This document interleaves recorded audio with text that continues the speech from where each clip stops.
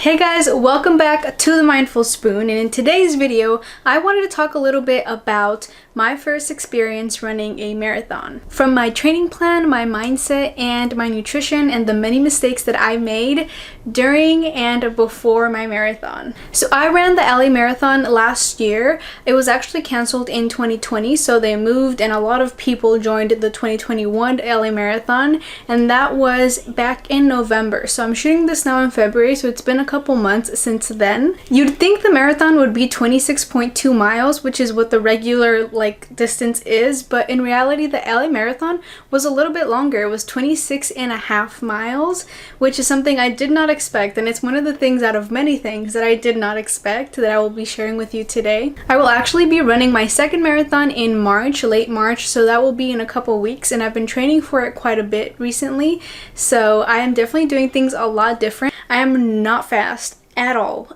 I am not saying I am fast. I just like running, and it is something that I find really interesting and really fun to do. So why don't I stop leaving you hanging and I just get into it and I share with you everything that had happened before, during, and after the marathon. So number one is my training plan. It started off super messy, like 6 months before my marathon, like the actual date. I wasn't sure if I was actually going to go through with it. And I think that the time frame of when you should start training for a marathon definitely varies on the person. It also varies on your fitness, and it varies on your stamina and your mindset, whether you think you can actually do it. But I honestly just started by running 1 mile.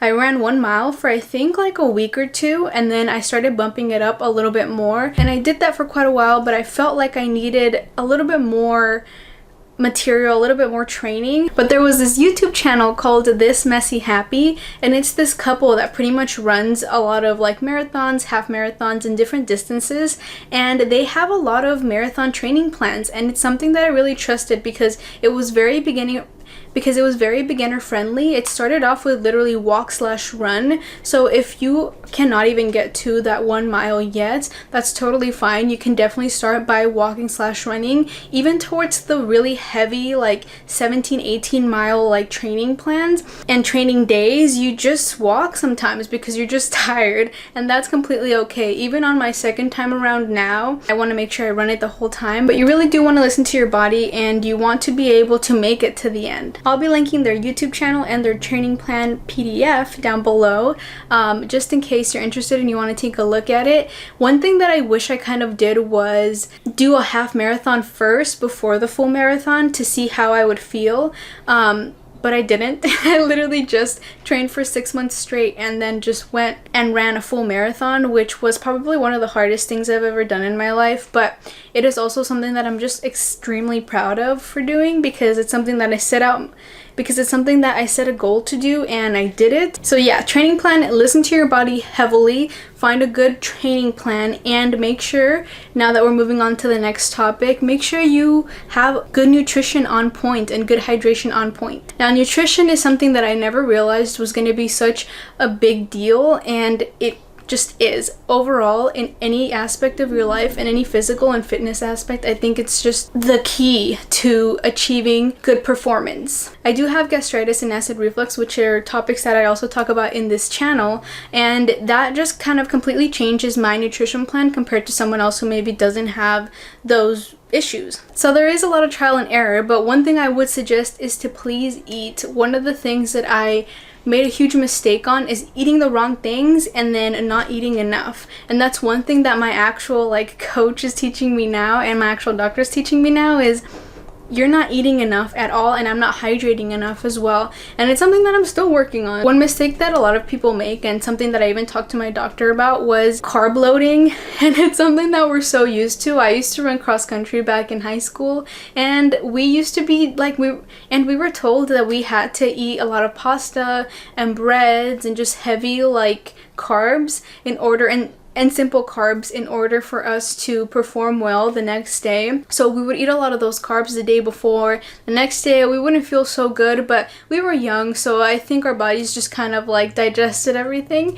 But nowadays, now that we're not so young, I think that eating simple carbs is fine, but just eating simple carbs and that being the main nutrient in all of your foods, it's probably not the best. Not balancing my meals between protein, fats, and carbohydrates was a huge mistake because the week of my first marathon, I actually just ate as many carbs as I could because I thought that's what was going to be ideal. There's this saying in running where you eat a donut a day or 2 donuts a day up until the day that you have the marathon, because those simple carbs will be used as energy for you when you're actually out there running, and it's something that you can kind of digest quickly. It can be used simply, turn into sugar, and you're good to go. You have that energy. And I'm not a big believer of that anymore. I do think that a balance is the best way for you to have good performance. And I've noticed that in my intervals. Every Tuesday I have intervals, and in those intervals I just notice how much faster I'm getting on those half miles, those miles. Once you see those results, it really gets addicting, and you really just want to keep getting better and keep doing better, keep feeling awesome.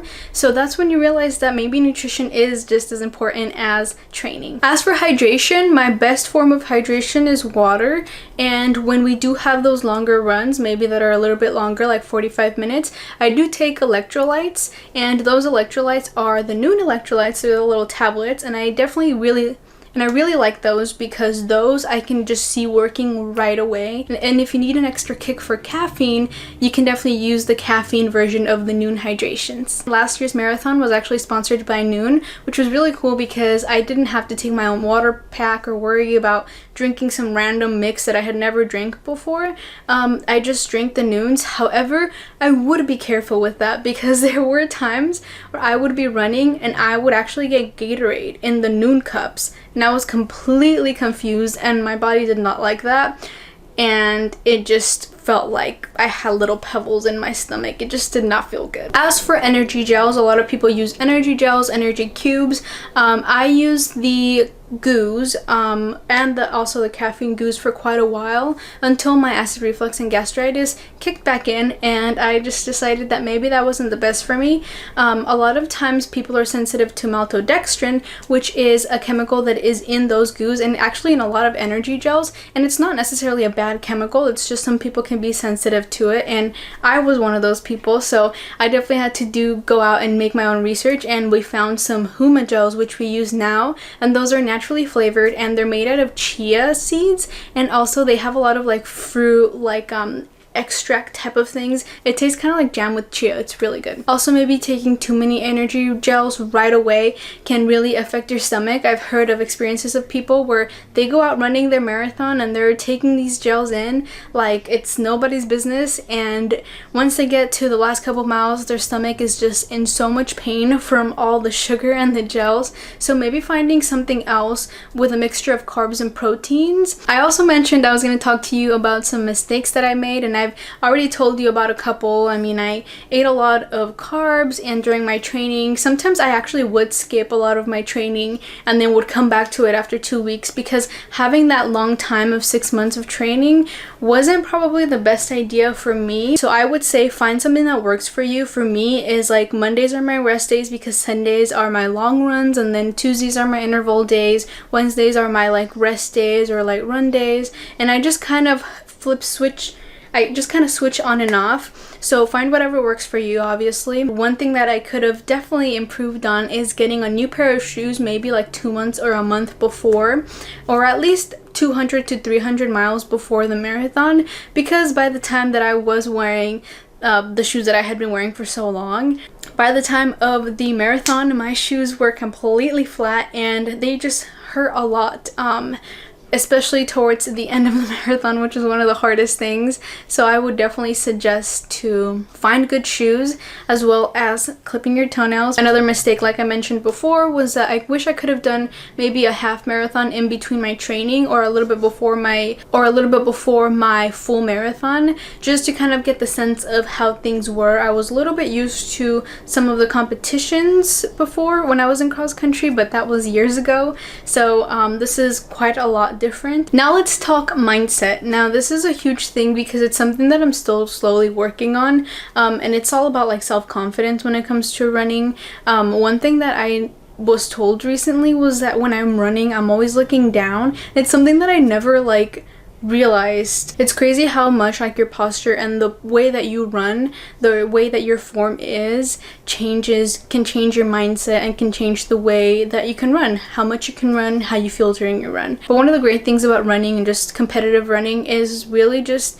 setting a goal and completing it, because you just feel so good inside after. Like, I was definitely in shock for quite a bit, but now to be able to say that I have and that I will again is such a big achievement. That's it for this video. I actually tried to use as much natural light as I could, so hopefully it doesn't look too dark by now, but thank you guys so much for watching this video. My second marathon is coming up very soon, which I hope to film this one now. I really do, because last one I was so focusing on just finishing it that now I'm like, I really just want to get that experience live with like a GoPro or something like that. So I'll see what maybe I can do and share my journey with you guys. So with that said, thank you so much for watching once again, and I will see you on my next video.